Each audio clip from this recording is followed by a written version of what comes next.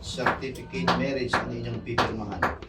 Ibig sabihin ito, ulitin mo lang, no contract, lifetime, no expiration. Ibig sabihin, till death do us part ang inyong vows kanilang dalawa. Okay, sa buhay mag-asawa, ang bagyo, unos, problema, pagsubok ay normal na dumarating. Okay, dumarating ito sa buhay mag-asawa, hindi para kayo ay wasakin. Hindi para kayo ay paghiwalayin. Dumarating ang mga pagsubok, unos bagyo sa buhay ng mag-asawa upang kayo ay patuloy na patatagin sa inyong pagsasama. Ang pagsubok ay pinasasalamatan. Bakit? Dahil ang pagsubok ito ay may hatid ng benepisyo sa mag-asawa. Ano ito? Ito ay nagbibigay ng pagtitiis. Okay? Kaya ang kasal, pahalagahan ninyo dahil ang kasal sa mata ng Diyos ay banal. Sapagkat ang author ng kasal, tandaan nyo mabuti, ay walang iba kundi ang Diyos na banal. Unang nilikha ng Diyos, si Adan at Eva Melrod. Okay? Ibig sabihin, ang asawa ni Adan ay si Eva lang. Hindi pa Eva. Gets? Gawa mo, Melrod? Okay. At ang sinumpaan nyo kanina, magsasama kayo habang buhay. Sa buhay mag-asawa, araw nyong dalhin, pasalin ang LRT. Kaya nyo? Ayan. So what is LRT? Ang LRT ay hindi lang sinasakyan ng literal.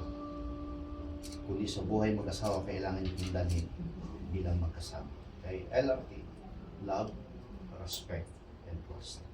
Tagalogin ko, meron para hindi nyo makalimutan. MRT, mahalin ang isa't isa, ang respeto hindi dapat nawawala, isama nyo na yung tiwala.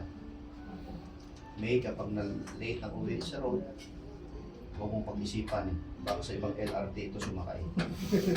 Okay? That is trust. LRT, MRT. God bless you.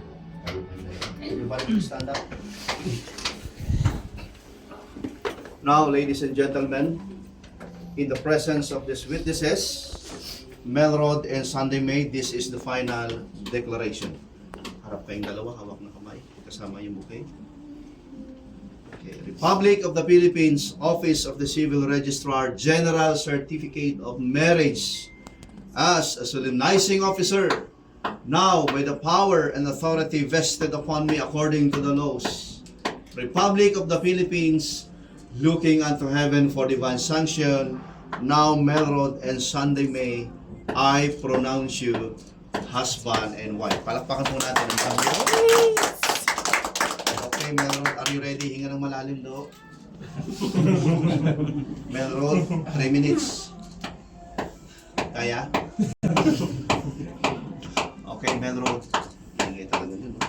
Okay, Melrod, you may now kiss your beautiful wife, Sunday May, in 3 seconds.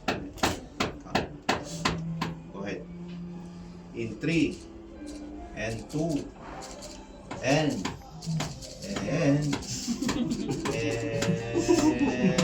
1. What? Okay, congratulations. Sit down, everybody. Sit down, Melrod and